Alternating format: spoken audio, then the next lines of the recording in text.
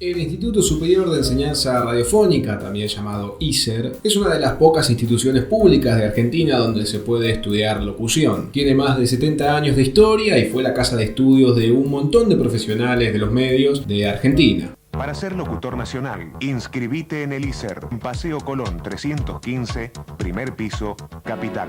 Yo estudié ahí y me recibí en 2017. Al haber tantos aplicantes al año para ingresar, 2.500 más o menos, y tan solo 90 cupos, tiene un examen de ingreso. Cuando yo me estaba preparando para rendir ese examen de ingreso, me decepcioné por la poca cantidad de información que había en la web con respecto al proceso de selección. Así que decidí hacer esta pequeña guía básica para orientar a cualquier ingresante que se postule para el examen con los consejos que a mí me hubiese gustado que me dieran allá por 2015 cuando rendí. Ya he llegado, ya voy a salvar vuestros exámenes. Así que acá vas a encontrar 7 consejos para prepararte para el examen de ingreso de locución al ISER, pero antes quiero que hablemos de la evaluación, del proceso del examen en sí. Que empiece el juego. Actualmente se hace en 2 etapas. La primera es lo que se llama una prueba de voz. Te van a dar una carpeta con un texto corto de un autor latinoamericano por lo general, junto con una publicidad y un texto periodístico. Te dejan 15 minutos con el texto para que lo puedas leer e ir más o menos chusmeando, y luego vas a tener que leerlo todo en voz alta frente a los examinadores. Estaré observándolos, chicos. Puede ser que te hagan leer los 3 textos, tanto el relato como el informativo y la publicidad, de principio a fin. Puede que te corten en el medio, puede que te pidan que releas alguna cosa, eso lo manejan ellos totalmente. Si aprobás esta instancia, después de unos días te llaman para que rindas la segunda parte del examen, que es una prueba de voz junto con un examen de cultura general.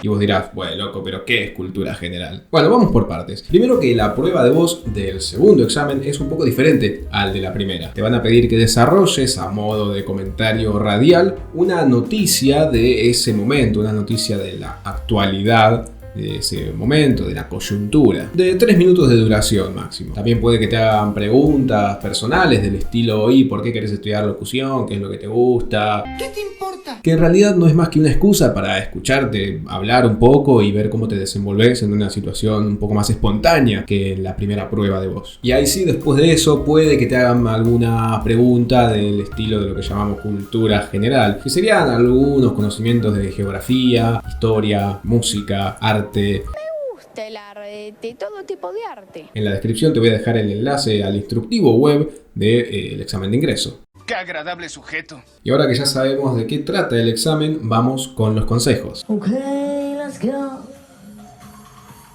Número 1. Anda sí o sí a un foniatra. Es importante que un profesional te revise para que vea que no tengas ninguna condición en el tracto vocal que quizás vos no sabías. Primero, para cuidar tu salud, y segundo, porque en el examen de ingreso uno de los profesores es un foniatra que tiene el oído entrenado para detectar alguna condición o algún síntoma de algún inconveniente que puedas tener en las cuerdas vocales. Y si es así, difícilmente apruebes el examen. Voy a ponerte una super F.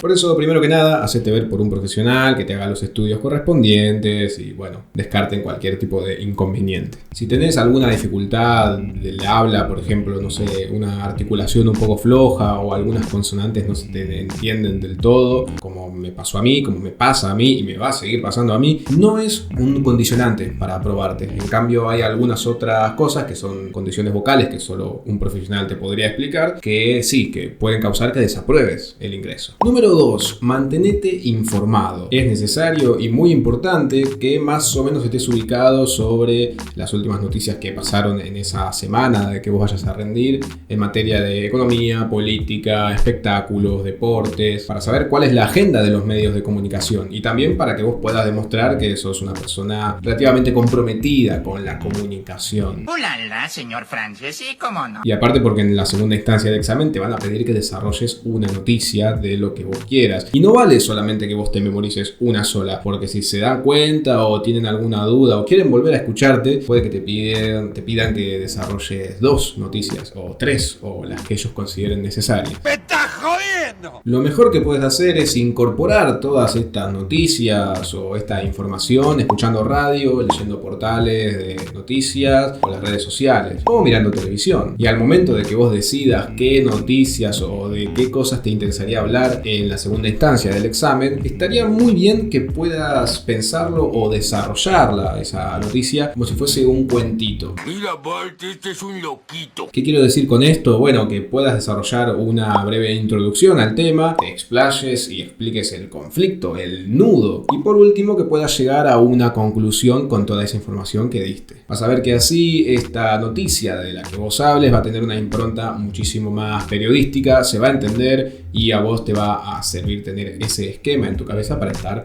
ordenado y no olvidarte de nada. Número 3, y esto es muy importante, grabarse y escucharse a uno mismo. Puede darte un poquito de vergüenza, un poquito de cringe.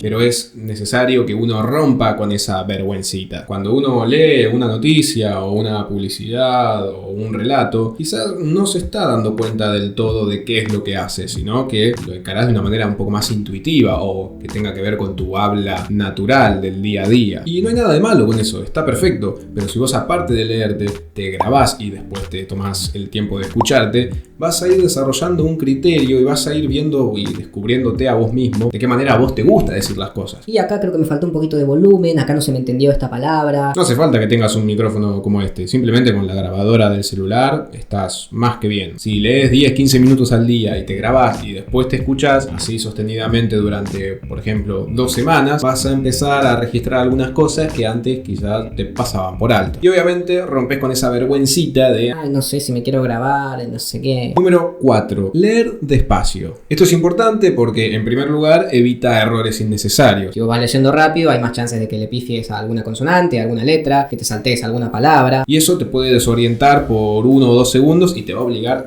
a que pares la lectura, que tengas que orientarte de vuelta en el texto. Como decíamos antes, muchas veces nuestra percepción sobre la manera en la que hablamos es distinta a la realidad objetiva. Quizás pensamos que estamos hablando muy despacio, cuando en realidad estamos yendo a 100 por hora. Tranqui, 120. Aparte hay que tener en cuenta que vos en el momento del examen muy probablemente estés un poquito nervioso y eso hace que indefectiblemente termines hablando más rápido. Por otro lado, hay algunos ejercicios que te pueden ayudar con esta finalidad. Uno de ellos es el de la lapicera.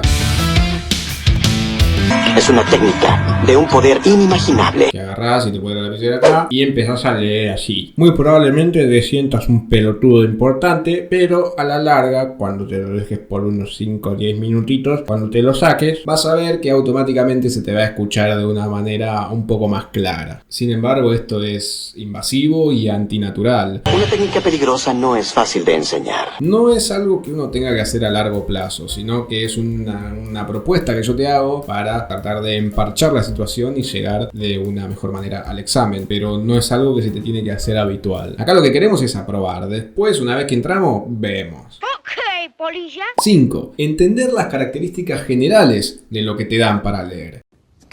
¿Qué me estás contando? ¿No? En un momento te va a tocar leer un texto informativo, una publicidad y un relato. La idea es que vos, leyendo por ejemplo la publicidad y dándote cuenta qué tipo de producto están vendiendo, puedas más o menos discernir a qué público apunta esa publicidad y adaptar tu forma de hablar según a quién esté dirigido el producto. Estamos aquí por el contexto. No es lo mismo decir Banco Ciudad te quiere ver crecer que decir Banco Ciudad te quiere ver crecer. Una manera de decir apunta a un público más formal, quizás más adulto, y la otra tiene un sentido un poco más coloquial. Gracias por el contexto, bro. Si sos una persona un poco tímida o que le cuesten los matices, es mejor, mucho mejor que suene algo exagerado a que suene algo sin onda, sin matices o aburrido, por decirlo de alguna forma. Porque así los profesores van a entender que aunque suene exagerado, vos ya estás en la búsqueda de estos matices que pide cada texto.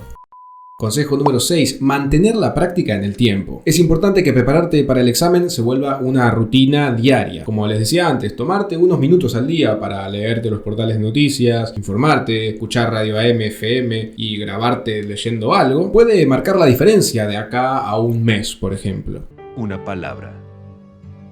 Perseverancia. El 7º consejo que les voy a dar tiene que ver con cómo manejarse frente al micrófono. Porque te quiero.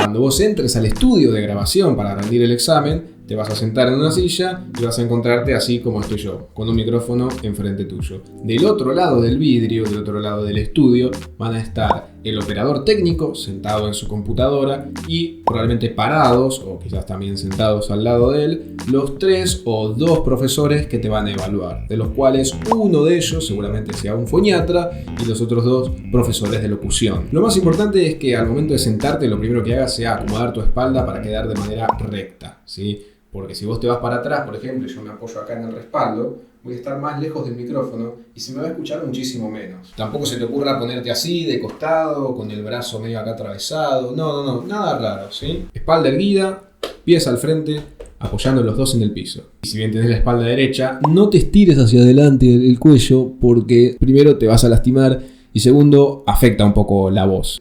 Mentón hacia atrás. Muy importante, por lo que más quieras, por favor te lo pido, no toques el micrófono. No lo toques a menos que te lo pidan. No lo acomodes, no juguetees con el cosito, no lo toquetees, nada. Porque es sagrado para el operador técnico que el micrófono esté tal cual ellos lo pusieron, para que él te pueda grabar mejor y de esa manera te van a poder escuchar mejor también. Lo segundo que haces después de sentarte así tal cual te expliqué, vas a buscar los auriculares que tienen que estar por ahí, los agarras y te los pones, porque si no te los pones no vas a poder escuchar las indicaciones de los profesores. Lo que muchos hacen, y lo que a mí me resulta más cómodo para tampoco aislarme tanto y poder escucharme mejor a mí mismo, es tener un auricular hacia afuera y otro adentro, para de esa manera con este oído escucharme un poco mejor a mí y a mi entorno, y con el otro escuchar a los profesores. Por último, lo que vas a hacer es abrir la carpetita que en su momento te dieron con los textos, y vas a intentar acomodártela de alguna manera en la que puedas sostenerla con una sola mano. Yo te recomiendo que no lo sostengas con ambas manos, porque te va a pasar que